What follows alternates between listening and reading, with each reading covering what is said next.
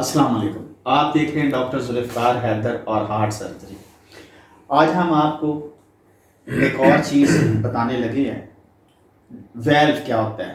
ज़्यादातर लोगों को पता नहीं, वो शरियानों को भी और वैल्व को भी, हालांकि ये दो अलग-अलग चीज़ें, सर से पूछते हैं कि सर वैल्व सर्जरी जो होती है ये क्या होती है और ये ज़्यादातर किस उम्र के लोगों में वैल्व की जो खराबी पाई जाती है और इसकी ज़रूरत जो है वो कब पेश आती है। जी, तो जहाँ साहब बदकिस्मती से रोमेटिक फीवर जो है वो हमारे मुल्क में ख़त्म नहीं हो सकता। इंग्लैंड में या कोई भी तरक्की याफ्ता मुल्क में अब इसका नाम ही नहीं है। जी, हमारे होता यह है कि गला खराब होता है और आम तौर पे गरीब घरानों में जहाँ क्लोज एनवायरनमेंट होती है, बच्चे लड़कियाँ ज़्यादा उनको ज़्यादा होता है। जी, लड़का आदमी को भी होता है, नो डाउट, लेकिन मैंने देखा है कि बच्चे को होता है। जी, शुरू में बच्चों को पता नहीं लगता, उनको सांस चढ़ता, गला खराब होता, जोड़ों में दर्द शुरू होती है। ठीक है। उसका इलाज नहीं होता। अल्टीमेटली ये होता है कि कुछ परसेंटेज का माइट्रल वेल्व जो है खराब हो जाता है। जी, आपने अपने सवाल में ही जवाब जो है ना पेचीदा रखा हुआ है कि वेल्व और चीज़ है तो वो और चीज़ है। वेल्व क्या है? वेल्व वैसे है, आप समझ लें कि एक वन वे सिस्टम है। जी, आप ऐसे जा सकते हैं, वापस नहीं आ सकते। बिल्कुल ठीक। अब जाएंगे दरवाजा खुलेगा जी, अब वापस मुड़ेगा, वो नहीं आ सकते, वो नहीं खुलेगा, दरवाजा बंद हो जाएगा, वो बंद है। बिल्कुल ठीक है ना, यही वेल्व जी, इज वेरी सिंपल। ठीक। ठीक है ना। आमतौर पे 20, 21, 22 से 24 साल, बल्कि बाद 17-18 साल की उम्र में भी लोग आते हैं माइट्रल वेल्व के साथ। जी, और आमतौर पे माइट्रल वेल्व जो है ना उनकी स्टेनोसिस होती है, स्टेनोसिस में तंग हो जाता है। जी। अब माइट्रल वेल्व क्या है? जैसे वेल्व मैंने आपको बताया, जी, वो वेल्व जो है ना वो तंग हो गया, जब मोटा हो गया, उसमें से खून नहीं गुजरता। ठीक है। जब खून नहीं गुजरता तो फेफड़ों में खून जमा होना शुरू हो जाता है। ठीक है। जब फेफड़ों में खून जमा शुरू हो जाता है तो सांस चढ़ना शुरू हो जाता है। ठीक है। अब शुरू में कुछ केसेस ऐसे होते हैं कि जिसमें ये पॉसिबिलिटी होती है कि बैलून डाल के उनको खोल दिया जाए, जिसको पीटीएमसी कहते हैं। पीटीएमसी। तो पीटीएमसी कुछ की हो जाती है और बड़ी देर वो लोग ठीक रहते हैं। जी। तो लेकिन दोबारा भी वो फिर दोबारा उनको मसला हो जाता है, और दोबारा जब मसला होता है तो उनकी फिर सारे टेस्ट तो हो जाते हैं उनके। जी। तो अक्सर औकात मैंने देखा है कि उनका हमें ऑपरेट ही करना पड़ता है। जी। तो ऑपरेशन ही हल्ला, ये बड़ी बदकिस्मती। ये मैंने आपको बता दिया, बेसिकली ये डेवलप्ड वर्ल्ड की माइट्रल वेल्व स्टेनोसिस जो है डेवलप्ड वर्ल्ड की ये प्रॉब्लम है। ठीक। अब बात करें आप दूसरे वेल्व की। जी। मतलब एक एओर्टिक वेल्व होता है, ठीक, जो आपका हार्ट जब कॉन्ट्रैक्ट करता है, खून पूरी बॉडी में फेंकता है, दिमाग की तरफ फेंकता है, जी, वो थ्रू जाता है एओर्टिक वेल्व। ठीक। हार्ट रिसीव कर रहा है माइट्रल वेल्व से, जो मैं पहले जिक्र कर चुका हूं। बिल्कुल ठीक है।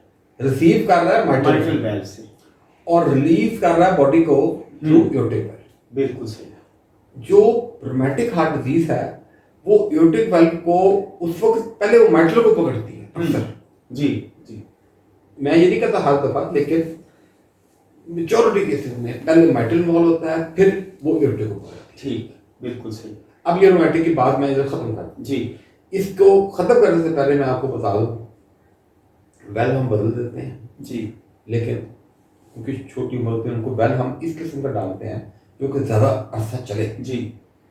अब वो ज़्यादा अरसा चले तो उनको गोली खानी पड़ती है, ठीक, जिसको हम मेरीवान कहते हैं, वार्फिन होती है, बेसिकली खून पतला करने की। जी। उसके अपने प्रॉब्लम्स हैं, सारा कुछ है, लेकिन वो अनफॉर्चुनेटली वही ही इलाज है। ठीक है ना, जो रोमैटिक का मैंने आपको बता दिया। और वार्फिन सारी जिंदगी खानी पड़ती है। सारी जिंदगी खानी पड़ती है, लेकिन जो लोग पढ़े लिखे होते हैं, मैंने देखा उनको कुछ भी नहीं होता। जी। वो तो 20-20, 25-25 साल उनको कुछ भी नहीं बिल्कुल होता। सही। वो अपना आयरन मेंटेन करते हैं। जी। मशीनें मिल गई हैं, रॉश कंपनी की एक मशीन मिल जाती है, जी। मतलब 30,000 की शायद। अच्छा, मेरे पास ड्रेस भी है जी। वो 30 के मतलब वो रॉश मशीन लोग इंटेलिजेंट लोग जो हैं हाँ। वो घर में आना चेक करें। अच्छा जी, बिल्कुल ठीक। अल्टीमेटली वो सस्ता पड़ता है अस्पताल में जाके चेक कराना। जी, जी, बिल्कुल। जब आपको पता लग गया कि आपने कितनी खानी है जी। और आपका माइट्रल वेल्व चेंज हुआ हुआ है, आपने आईएनआर जो है वो 2.5 पे रखा है, 3.5 पे रखा है, आपने मेंटेन किया। जी। No problem at all, we are fine. Problem are with poor people और अनएजुकेटेड। जी। ये बेचारों को बार बार कुछ समझ नहीं आती है, कभी आईएनआर ऊपर चढ़ गया, कभी नीचे आ ये सर बीमारी की वजह क्या होती है? मैंने ये वो क्वेश्चन है कि टेक्निकल जो स्ट्रेप्टोकोकस जो है ना वो एक बैक्टीरिया है। ठीक है। वो बैक्टीरिया जो है ना वो गला खराब करता है, ठीक। और हम उसका इलाज नहीं करते। हम्म, वो बैक्टीरिया जो है ना उसके खिलाफ बॉडी में जिसको कहते हैं ना फिर वो इम्यूनिटी के तौर पे जी। एंटीबॉडीज पैदा होती है जी। और अनफॉर्चुनेटली वो गले से पैदा होती हैं, लेकिन अटैक वो जो है ना वो हार्ट पे कर देती हैं या बात का गुर्दों पे भी कर देती है, जिसको गुरुपास्टर सिंड्रोम कहते हैं। जी। तो ये दिफाई निज़ाम जिस्म का जो है ना वो खुद ही अपनी डिस्ट्रक्शन कर देता है। बिल्कुल।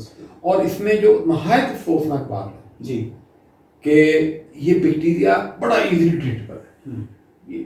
ये बड़ी मामूली सी एंटीबायोटिक से ये खत्म हो जाता है। जी। लेकिन अगर बार वक्त अगर इल्ला हाँ, कितनी बदकिस्मती है जी कि ये ऐसा बैक्टीरिया जिसका कोई रेजिस्टेंस ही नहीं है। जी।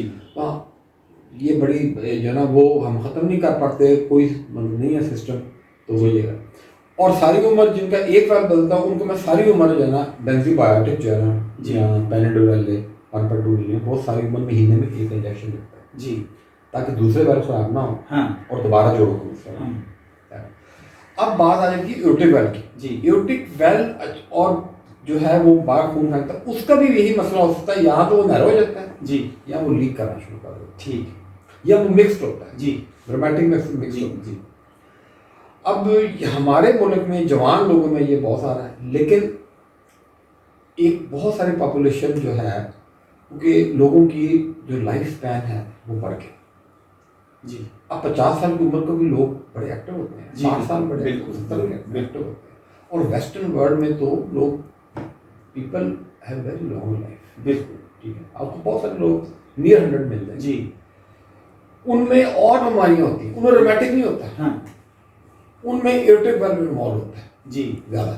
जी, तरीका इलाज उसमें एक दो किस्म के वेल्व हैं। वो जो बूढ़े लोग हैं मतलब 60 प्लस वेल है जी, इस वक्त जी। एओर्टिक वेल में मैं उनमें जो वेल डालता हूँ वो टिश्यू वेल डालता हूँ, ठीक, जिसमें वारफेन नहीं खानी पड़ती, हाँ। सिर्फ एस्पिरिन की छोटी सी गोली जी, खानी पड़ती जी, है। तो वो जो ना वो टिश्यू वेल है। जी, जी। ये मोस्टली 60 जो 65 प्लस लोगों में डाला मैं है। नहीं, अब तो वेल ऐसे आ गए हैं कि मैं पर्सनल जो मेरी प्रैक्टिस है what I am trying to do जी, इज दैट इवन 55 प्लस में भी मैं टिश्यू वेल जो है ना एओर्टिक में डाल देता हूँ। ठीक है, ठीक है, और 15-20 साल वो अच्छे वेल वो चल जाते जी, हैं। ठीक है ना, but not in every case. हम्म, ठीक है ना, जो स्टैंडर्ड प्रैक्टिस है वो एज लिमिट 65।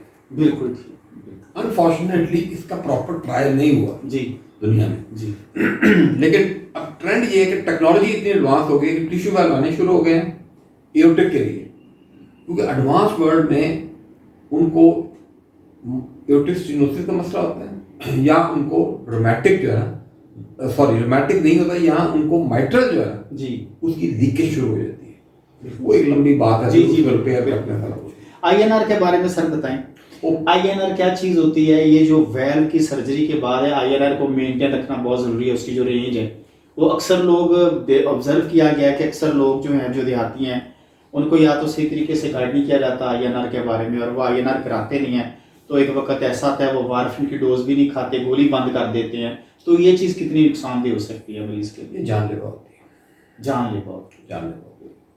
तो ये जब आप किसी में वेल डालते हैं तो वेल डालना तो कोई मुश्किल नहीं है जी, वेल एजुकेट करना मरीज को जो है वो बहुत ही इम्पोर्टेंट है, वरना सारी मेहनत बेकार है। जी, उसको एजुकेट करना मरीज को और उसके कारण बिल्कुल सही। बड़ी बदकिस्मती है, उन बच्चियों के साथ बड़ा प्रॉब्लम रहता है सारा कुछ। तो वेल के बारे में और आप क्या पूछना चाहते हैं? बस वेल के बारे में ये ज़्यादातर यही इशू था कि आईएनआर जो है ना इसके बारे में। आईएनआर का मैंने आपको बता दिया। आईएनआर के लिए आईएनआर कितना सर इसकी रेंज होनी चाहिए, कितने से कितने तक होनी ये चाहिए? डिपेंड करता है आपने वेल कौन सा डाला है। अगर मेटल डाला, मेटल का हाँ, नहीं उसमें वो तो मैकेनिकल जो है मैकेनिकल, उसमें भी एक ऐसे वेल्व आ गए हैं, मतलब जैसे ऑनिक्स है। जी, जी, ऑनिक्स वेल्व एक नया वेल्व आया, जी, उसमें वो कहते हैं कि आईएनआर 1.75 रखें। ठीक है, ठीक है, जो कि ज्यादा नहीं है। जी, बिल्कुल, ठीक है ना, बिल्कुल, प्रॉब्लम ये है कि आईएनआर ज्यादा इसलिए नहीं रखना चाहते कि अगर ब्लड ज्यादा थिन हो गया हाँ, तो ब्रेन में ब्लीडिंग हो जाती है, हेमरेज हो स्ट्रोक हो बिल्कुल, जाता है। बिल्कुल, ठीक है ना, स्पेशली वो एल्डरली पॉपुलेशन। जी, तो अब वो ये बेसिकली यार तरक्की वो कर रहे हैं वेस्टर्न वर्ल्ड। ठीक है, अब बीमारियां वो उन बीमारियों की तरफ जा रहे हैं जो एडवांस स्टेज की है। बिल्कुल। ठीक है ना, रोमेटिक तो खत्म कर चुके हैं हम। बिल्कुल। रोमेटिक तो उन्होंने खत्म कर दिया, अब ये रोमेटिक नहीं बदले। बिल्कुल। और ये सर क्या जो वैल्व का जब ऑपरेशन हो जाता है, आपने किसी का एक एमवीआर कर दिया, एवीआर कर दिया या डीवीआर कर दिया, तो क्या ये जो ऑपरेशन है इसका ये 100% कामयाब होता है? इसमें कोई खतरा कितने % नहीं, 100% तो कामयाब नहीं होता है जी। ठीक है ना, इट ऑल डिपेंड्स के हार्ट कितना डैमेज हो चुका है। ठीक है। अगर हार्ट ज़्यादा डैमेज नहीं है हम्म। ठीक है, उसके रिजल्ट बहुत अच्छे हैं जी। ठीक है ना। अगर हार्ट डैमेज है ज़्यादा, मसलन अगर माइट्रल वेल लीकेज है और हार्ट बहुत एनलार्ज हो, जी। बड़ा हो गया जी। और उसका फंक्शन पूरा होता जा रहा है ठीक है, दैट्स द प्रॉब्लम। फिर उसमें अगर आप चेंज करते हैं, it's not going to be easy ठीक है ना। और इट्स अ स्ट्रगल, उसकी मोर्टेलिटी भी ज़्यादा होती है ठीक है ना। मोर्टेलिटी से ज़्यादा है कि बहुत देर हो चुकी होती है।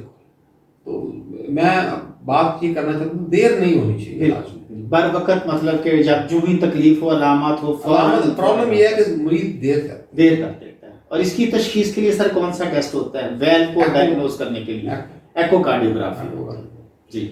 नाज़रीन, आपने डॉक्टर साहब की बात सुनी है। अगर वेल्व का अगर आपको तकलीफ है, मसला है, उसकी अलामात सर ने बताई हैं और इसको डायग्नोस करने के लिए आपको एकोकार्डियोग्राफी करानी पड़ती है, जिससे पता चल जाता है कि वेल्व का इशू है कि नहीं है। और सबसे अहम बात यह है कि बर वक़्त तशख़ीस और इलाज से आप हर तरह की बीमारी पे काबू पा सकते हैं। तो आप एहतियात कीजिए, अपना ख्याल रखें और हर बीमारी को उसका फौरी एक्शन लें। बर वक़्त उस डॉक्टर के पास जाएं, टेस्ट कराएं, तशख़ीस कराएं, ताकि आपकी ज़िंदगी को बचाया जा सके। अस्सलाम वालेकुम।